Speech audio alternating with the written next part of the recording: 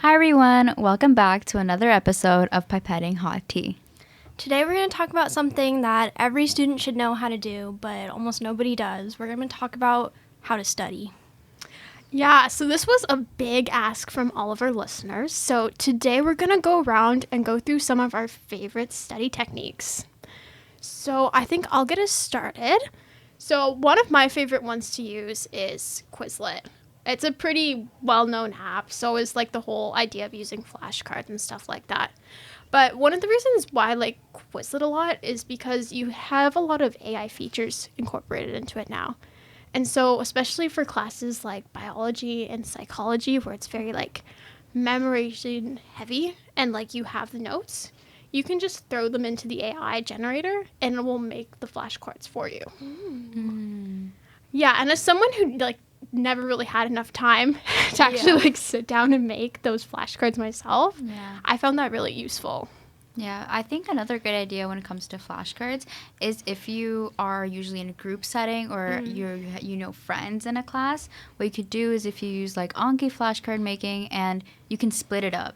So you can have just one person making this lecture flashcards and then like that you can accumulate So you're like quality splitting up the flashcards. tasks. Yeah. Okay, I like that, and like getting like a whole of like a different perspective from everybody. That's probably a good idea. I think when I make flashcards, they always end up traveling around to all of my friends because they're a physical bunch. I make physical ones. Oh, you make Oh, the you- physical oh. I ones. do. I have a big thing of them in my bag. Oh my gosh, how long does It this takes take? forever, but I like it because it's productive procrastination. That is And true. I also True. feel like I do learn more making the flashcards and writing them by hand. Yes. As I'm a deep believer in writing things by hand because it really does help me memorize things. No, there's a lot of scientific There is. evidence that like backs up the writing things out and having that be committed to memory. Yeah. So really just the making of the flashcards is what I find more valuable out of them. But even just using them normally is an important memory tool. I think they're actually both really important because, for example, if I make like a flashcard deck, right, at the moment I'll be like, okay, perfect, I know what I'm talking about. But if I don't practice the flashcards, then like a week later I'll have no clue. You have to put in the time. You have to put in the time. Yeah. You're also just really good at facilitating active recall, which is just so important for learning. Yeah. Yeah, especially in the classes that are like memorization heavy. So like ones where it's like organic chemistry where you have to literally like memorize like the chemical reactions. I don't know about you guys, but like that was really hard. I made a huge stack of organic chemistry 2 note cards. It was probably about this many. So Oh my gosh. So like a good like 2 inches thick is what I'm getting. yes, I was gonna say 2 inches, but sometimes I can't remember which measuring system to use. And they went around my friends. People did take them. I was scared that I wouldn't get them back, but I did. Okay, perfect. But they're great. Sorry. No worries. But yes, so another study tip that I'd like to give is the making of flowcharts, and not even just making them, even just like going through them and then like having maybe like AIs generate. I don't know like if some AIs do that. I'm sure they do. They Yeah. do. I'll talk about one that does in a minute. Yeah, I'll let you. I had one in mind. I'm like, I'm gonna let her go on about that one. But making flowcharts, I think, is really, really useful and impactful. Like you would make a flow chart based on like your own knowledge, and then it kind of like makes you connect all the dots and write it all out. So on exam day, you actually like picture the flow chart, and it's very like I think it's really, really helped me. Okay, as someone who doesn't like use flowcharts a lot, that's actually I'm having trouble pronouncing this word today. I'm so sorry. I don't use them a lot, so it's kind of interesting to hear that like you kind of like get this almost like master web of ideas in your head going. I like them because sometimes everything just feels so disconnected, and I know a lot about little things, but I have a hard time picturing the big picture. So the flowchart really helps like put all of those ideas together for me, so I can I know where I'm going or where I'm trying to go with each idea. Okay, so like mapping out the path. Okay, that makes sense. Yeah, I could see how that could be useful. Yeah, I used it for I think it was like, biofarm. It was a biofarm course, and I think it was like the process of making drugs.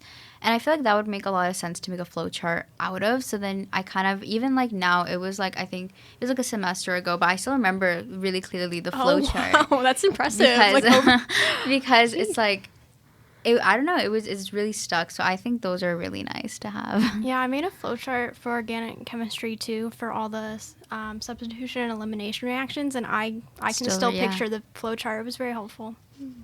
Yeah.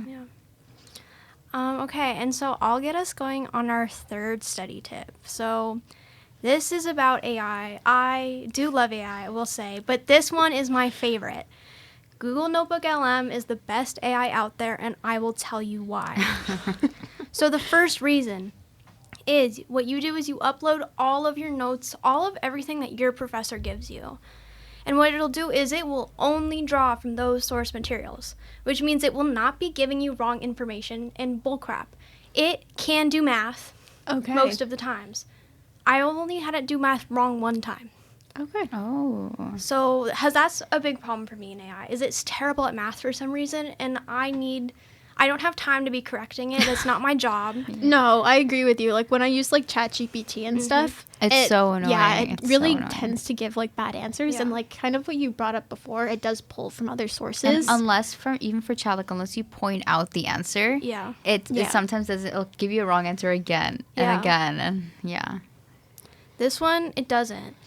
And then also, it has 9 features. Well, it has 10. So there's a chat option, obviously, where you ask it to walk you through information and other things. But it also has a studio area where it can make you podcasts. It will make you explanatory videos. It can do a mind map, which is just basically a flow chart. It can make you flashcards. It'll make you quizzes. It will make you slide decks and infographics and data tables.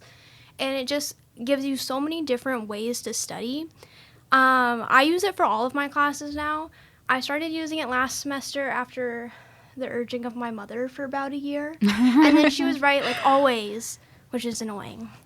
That's always the case, though, I find. No, it's always the case. She's always right. But always right, bro. I just need to pretend like she's not for like the first little bit. But it's fine. But like even right now, I'm having it generate a video for me for my neurobio class, because I have a midterm tomorrow, and it's my favorite study tool. So, like, when you say you can, like, upload all kinds of stuff to it, are we talking, like... We're talking, like, PDFs. I think technically you can do videos, you can do images, you can do slideshows. Those are the main ones I can think of, but I'm sure there are different options. And even if it's, like, worst case scenario, you can just convert it to, like... Exactly. That is true. I wasn't thinking about that. Yeah.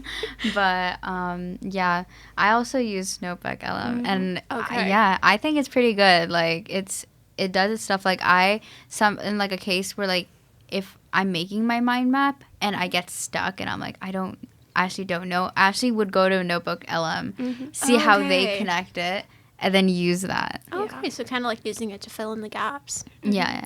It's also good at like pulling information out of text for you. Has a lot of the times for classes, I know the information that I'm looking for is somewhere within all of their material, but I don't have the time to go look for it. Oh my gosh, let me tell you something. So I just ask about it, and the it'll tell me. The amount of times that I've gone through my slideshows looking for something and like knowing it's in there, but not remembering what slide it is on is insane. Like that is like one of the things that probably drives me like the craziest when I'm studying is I need that one specific piece of information. Always like this like the 80, 90 slides, lectures. In the smallest possible text. And this one solves all of that problems for you. And it also shows you, so you know it's right, it shows you exactly where it's taking the information out of your slide decks. Oh, okay, so you could cross-reference. So you can cross-reference and make sure that what it's telling you is right. Oh, okay. Yeah. So it has like little like source buttons. They're like numbers, and you click on it, and it'll take you to directly in your text where that information was found. Which I love too, because that means I know it's right. And we're not sponsored, guys. We're not sponsored. That's how much, like, I think Taryn is advocating. If Google Notebook LM wants to sponsor me, I would love that. Please do it. I love your technology. I love this piece of AI. Yeah, I think kind of like backtracking, and I feel like this method it's something, I think you have to do this, I can't lie, but it's very old school, but it's really, I think it's really important that like you actually practice, like the practice questions that you get. Yes, and even though so it's important. very old school and like everyone tells you to do it, and then it like it works. You actually should. you have to do it. I have a really funny story about that. Let's hear it. Okay. So, for those of you who are in biochemistry and have to take the protein function and structure course with Dr. DaCosta, I'm pretty sure it's a required thing for the biochemistry students, but one of the things he always says was do the practice questions. And so I was one of those students who was like, yeah, I'll do the practice questions, but then, I kind of waited off until like the very last minute to do them. And then every single question on his final exam, word for word, number for number, were those practice questions. Oh my god. I was just like, are you kidding me? Stop. I could have not have come to class and just done these, and I would have had all the answers. No, that's so I crazy. kind of love that though. For those who did the practice for those questions. who did I kind of like it. I feel like that is a fair way of doing it. I don't know. I'm kind of here for it. Yeah, no, Yeah, I'm here for it too. Yeah, my one friend has like photographic memory, so she basically just memorized all the numbers. She didn't do like a single calculation for that entire final. my She just gosh. wrote down the numbers, and she got like an A+, and I was just like, okay, Wow. I wish. I would love to have a photographic memory. I feel like it's a superpower. It really is. Like, I feel like it comes in handy, especially for like when you're looking at like a flow chart or something, or Yeah. like a picture, or even for like anatomy where you have to like actually like look Oh my at god, the I thing. feel like it would go so good with anatomy. Because I know like my biggest thing is like I'll remember exactly where something is, like in my condensed notes. I can picture the color I wrote it in, but it's like blurry. So I like It's can't- always blurry. It's blurry. So It's I have no idea what it always says, blurry. but I know exactly where to find it if I could use my notes. Oh my And if you gosh. had a photographic memory, that would no longer be a problem. Like, You just have the whole notebook in your it's head. just art. It's like just in there. No, that's so relatable. When it's like I know I have the paper, the colors, the writing, like the pen I wrote it in. I know what color I highlighted it, but I don't no remember clue what it says. Oh my gosh. But yeah, guys, practice. Do your practice. Yeah. Going off of practice, one of my favorite things to do, this is like the reverse Pomodoro.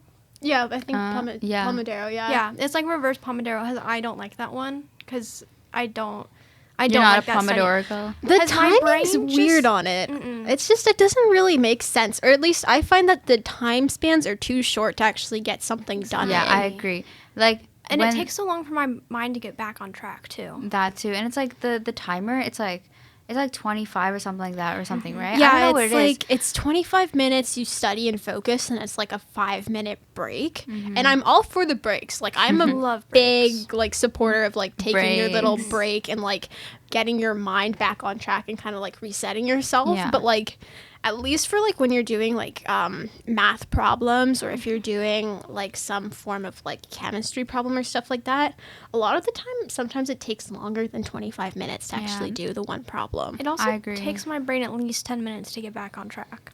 That Like is I true. can't just go and refocus again. Like it just No. doesn't work for me.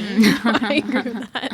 No, I literally agree, because it's like I feel like when I'm doing like work or anything, 25 minutes is like that's not a like, lot of time. because for me to like maybe I'm slow. I don't think so, because I agree with you. Because it's like I need to understand, I need to practice, and I need to then re-understand that I made the mistake, then re-practice.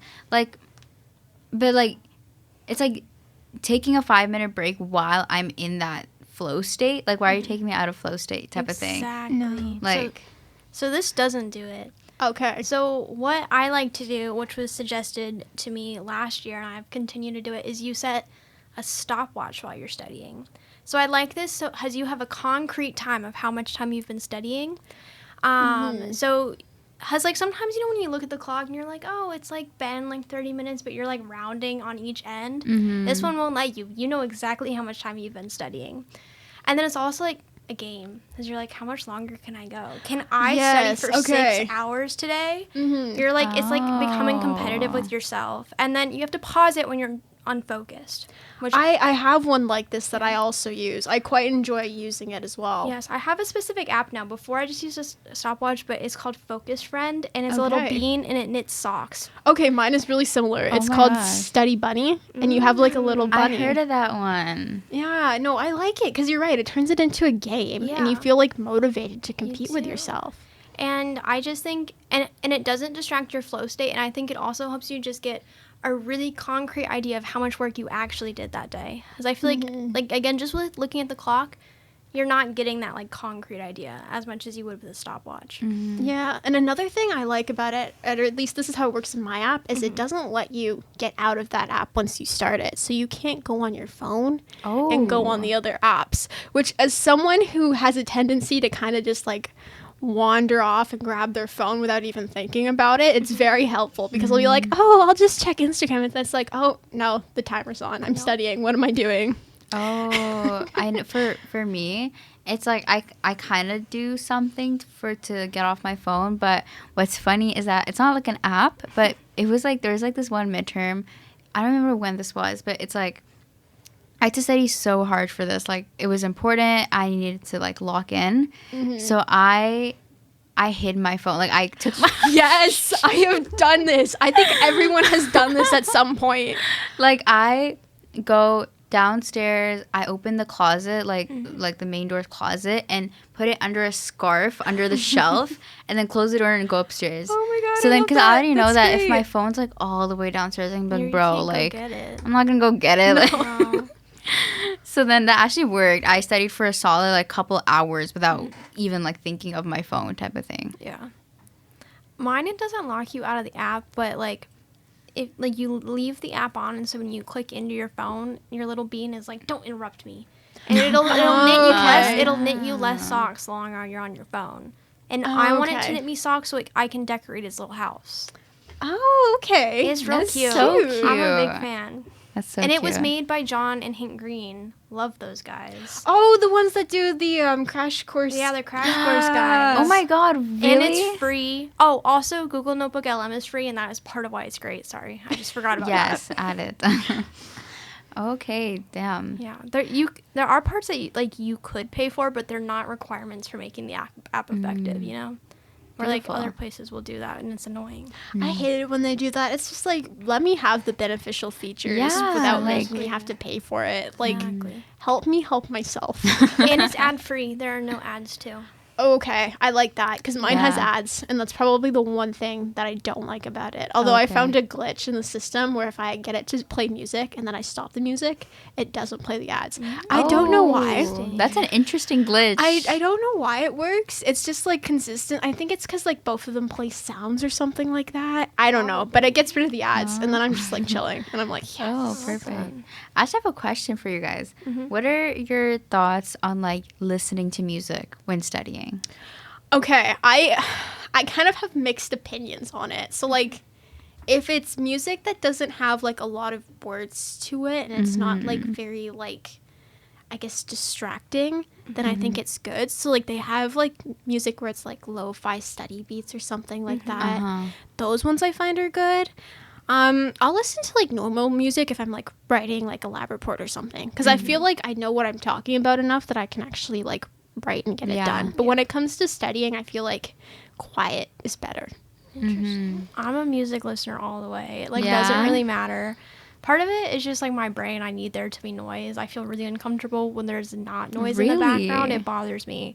I need either. I never study watching TV. People do that, but I can't do that. No, I don't can't. understand that. I No. don't understand that.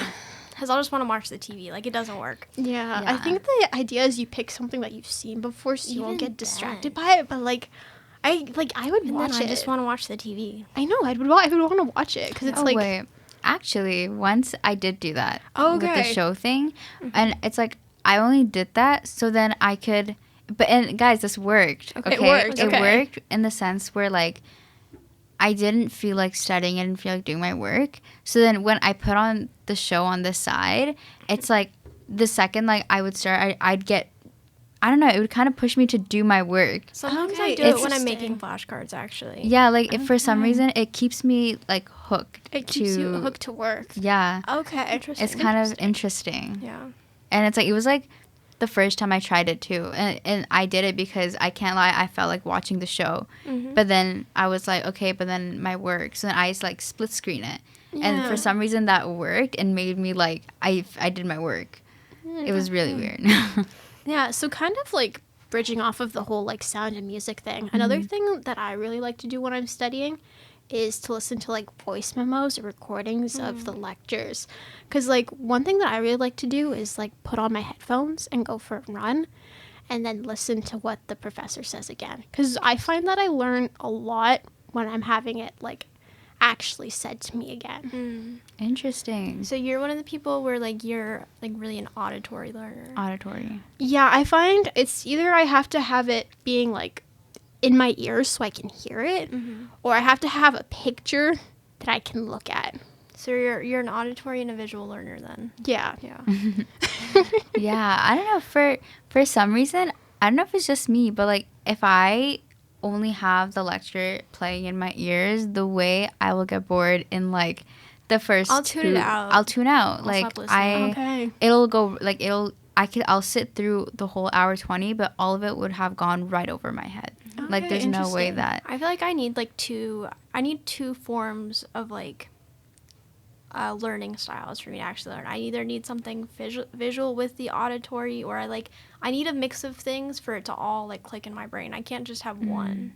Yeah. And like I'm usually like I'm like the student where if example he explained a concept or whatever, and then when the prof just goes like, okay, let's put it into an example now, like look here when we do this, I feel like that's the part It's where I actually always start better. understanding. Yeah, Examples when they are put so like important. when they put a concrete example to it, because like one of the things like to this day that I've remembered is the whole like Darwin Finch thing and the whole idea of like the evolution and like how they evolve like different types of beaks depending on what they're like.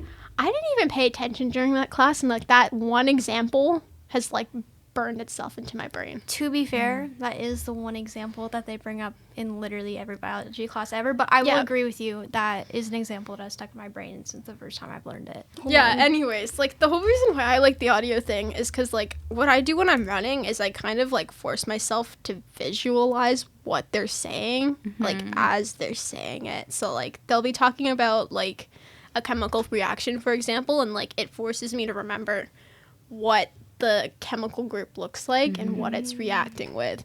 So it's kind of like a form of active recall in the sense that like I don't have the visual thing in front of me, so it forces me to try and remember it. Or at least that's how I've been kind of using the audio stuff for. Also, is for you the audio thing, would it's like after you've learned it? Yeah, so like it's after like you go to like the classes and stuff like that. I find like it's a good way of either like picking up on the little things that you didn't necessarily hear the first time, and also just kind of like re-solidifying what you've learned. And like if there's parts where I'm like, oh, I can't visualize that, I don't know what that looks like, I know that I have to go back and look at that part more like carefully. Yeah. Something that has to do with the active recall that I really like to do is before I go to bed, because I'm not a night studier, I can't do it, but I support people that can, but I just can't. But before I go to bed, I will read through my notes, and then I put it away, and then I do active recall, like while I'm going to sleep. So I'm just thinking of all of the things. Yeah, and then I've done that before. Sometimes I'll wake up in the middle of the night, and I'm still thinking about chemistry. I'm like, I'm learning in my sleep. I'm a genius. Stop. I actually have two things to kind of say. One of them is like I already said, I just wanted to like add one more thing to it. You know how I said earlier about like practice questions? I also wanted to add that the timing of the practice questions also really matter in the sense where like you don't really do the practice questions when you're like, oh, I think I'm ready. Like I think that's a big one. No, and that's like something that I've fallen into like the trap of many times. Me too, is, like, I put off doing the practice questions until like the very end, which is something I shouldn't do, because if you do them when you're not ready, I feel like it forces you to figure out so much. To figure it out, yeah. And it's like when you you do the practice question and then you don't know what you're doing and then you come back to it and then you do better. Like you kind of just like know at that point it's so well because you struggled with that type of thing. Yeah, it's because you like work your way through it. I agree with you. Yeah. And so the second thing or tip I wanted to give was like, I think, like, saying the stuff out loud as if you're, like, teaching someone, I think this one's really big. Like, Yes. even, like, teaching yourself, you don't need a second person. Like, you can do it to yourself, No, genuinely. I am a big fan of this method. Yeah. For, like, one of my finals, like, the third day, like, I went to write the exam, I lost my voice. Like, my voice was gone. That's how my much gosh. I talked and talked and talked. That's pretty crazy. My mom was like, did she go crazy? Like, why is she talking to herself for that long? Oh my But gosh. I think it really, really works. It really works. I think explaining concepts to other people is just like, it completely changes the game. Like like I know so much more when I explain it to someone else. Yes. Let me tell you something. The stuffed animals in my room probably have an undergraduate degree in biochemistry from all of the teaching I've done in front of them. Stop. Oh my gosh. I literally have like a video of me like in tears because it was like, it was near, like I was finished studying, but my voice was so lost and I was so stressed that you just see someone in tears that can't talk. And that's literally, and I'm like, I just thought, I'm like, this is so funny. Let me capture this moment. Yeah, but yeah, I think this method I like for courses like psych, anatomy. I think explaining concept, even for like honestly any course. Yeah, because it forces you to kind of like say what you know out loud. Yeah. And when you don't know, you have to know it to say it, type of thing. So you have to figure it out. I learned a lot of my organic chemistry last semester by telling what I knew to other people. Yeah. I think another, like, this is more of like not a study tip, but just like to get into studying. And I feel like it's very cliche, but I think it's also very like right. I think when it comes to romanticizing studying, Yes. Do it. Yes. do it. Yes. Do it. We should honestly be romanticizing everything in life. Life is too short to think things are dull and boring. Yes. I'm behind the whole let's be whimsical trend, as I agree. Let's have a little whimsy. There's so much other things going on. Let's add a little whimsy. Yeah, no, honestly, in all of my classes that I'm taking right now, it's a lot of like read this paper and then come back to class and discuss. And so what I've been doing is like my favorite color is pink. And I have my favorite pink highlighter and my pink pen. And so I print out the papers and then I just cover them in pink. And it just makes me feel so much better because I'm like, oh my gosh, I'm making it pretty. Let's go for it. I love making things pretty. All of my notes, so I'll take like messy notes in class. This is also one of my study things. But then within that week or sometimes farther, I get behind. I go and I redo all of my notes in pretty colors and I do like important concepts and definitions and additional information. As it helps me get rid of all of the superfluous stuff. And then it really helps me focus in on the important information. And again, writing things by hand makes such a big difference. I remember it so much better. Yeah, and it makes it more fun to look at, which kind of goes back to your like romanticized thing. Romanticize like make it more engaging because I feel like if you don't have fun with it, you're gonna get bored. And then you're not gonna want to study. For me, it's like I feel like I used to do the note thing until when I realized like how much stuff I have to do. I feel like I was like, oh my gosh, I don't have time. So I've romanticized checking off my to-do list. I love checking off my to-do Okay. list. So I've been like, it's like, it just feels so amazing when you're like, when I'm like, okay, I got this done. So I romanticize that so much to the point where like I want to get it done just to check it off and be like, it's done, everything's done.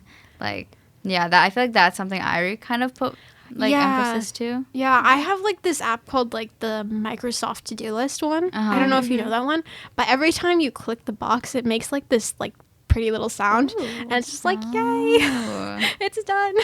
Oh my god, wait, what is that? I didn't know it was a thing. I was like just going through like the Microsoft 365 tools that the U Ottawa has, and I saw this checkmark thing, and I was just like, what is this? This piques my curiosity. What does this do? And I clicked on it and I downloaded it, and it was like this awesome like to-do list making app. And it's like it basically puts it in your Microsoft calendar for you when you put the to-do list things on the list. Google has something similar, yeah. Yeah. No, it's nice too though because like you can change the background to any color you want. You can really like just kind of make it your own. Yeah. I agree. I agree. I feel like it's super cute. It's super. I love making my calendar look pretty because Oh it's my so gosh. stressful. But if it looks pretty, it's okay. Oh my god. I feel like calendars, planning, organizing. Like obviously you don't want to put all your emphasis there because then the actual part of doing it goes away. Yeah. But I feel like when you have like a nice like calendar or whatever, like you're more like, oh my god, like this is my life. It's so pretty. No, exactly. And I feel like also having the list and like setting yourself up with like those designated like time spots kind of gets you more organized and you don't procrastinate as much. Exactly. Yeah. A big study thing for me, I know it's not the same for other people, and that's okay. But I cannot study in my room. I have been noticing this as I've gone through like university. The more time I spend in my room, the more I'm like, I don't want to focus in this place. Because when I'm in, so there are two things. I think that your school life and your home life should be separate, because otherwise all you're thinking about is school. Unless I agree it's with finals or like the day before and you need to study, then that's completely different. But like you need to have separate spaces for things, and I think your room should be a separate space. But also when I'm in my room, I want to do literally anything else but study. I want to watch TV. I want to do a little craft project. I want to do anything else but study, and I just not a good study space. So on the weekends, I do always go to campus to study. Okay, so then follow-up question. Where would you say is your favorite go-to study spot on campus? I don't want to say. You know? Come on, Taryn. No, I don't want people to go. It's my favorite. Oh, come on. Okay, I'll tell you, but like... Hey, no one go there, okay? Yeah, but like don't go, please, because you can't harsh the vibes. So the 4th floor of Biosci is my favorite spot because it has the trifecta. It has outlets, it has windows, it has comfy seating. I am there every Sunday in the morning, and I think the people in the lab think I'm crazy, but it's okay. And then I'm there every day during finals, and I think everyone that's there thinks I'm crazy, but it's fine. And it's my favorite, and there are only so many tables, and my specific favorite table is the one in the corner by the windows, because that one has a really long extension cord, and I have so many outlets. And it's my favorite, and if you guys ruin it, I will be so sad. Yeah, guys, don't make... Please, there are only so many things I can deal with here, and I just need my study spot. All right, well, since you shared yours, I'll share mine. Okay, share. So...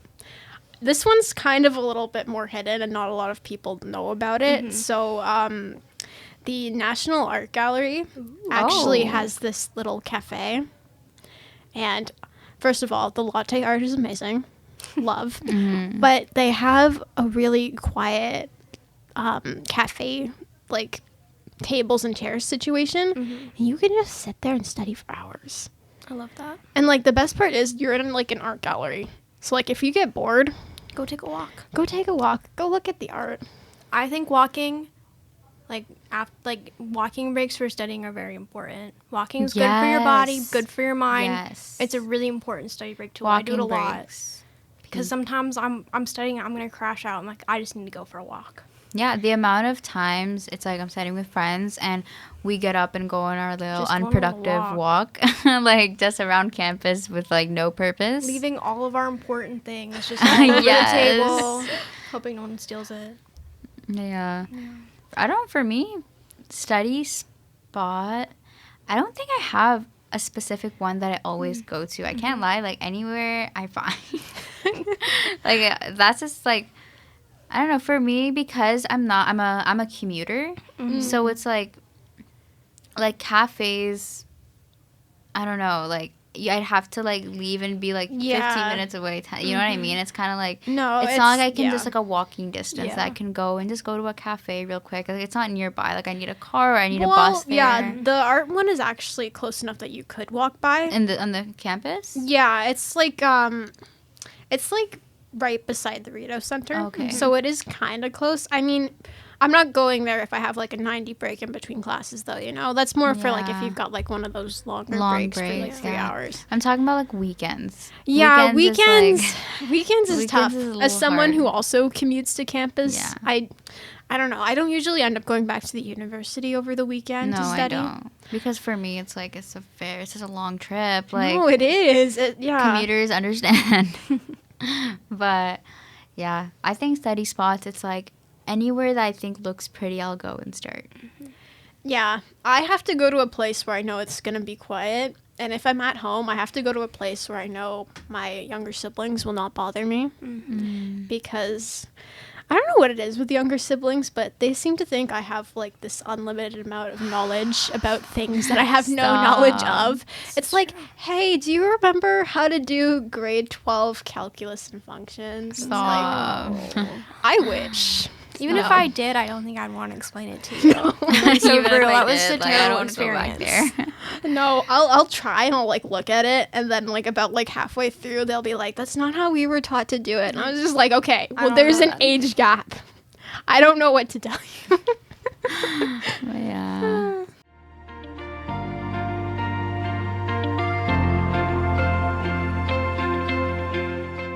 All right, that's a wrap, everyone. Thanks for spending time with us today. We hope you guys have benefited one way or another from our conversation.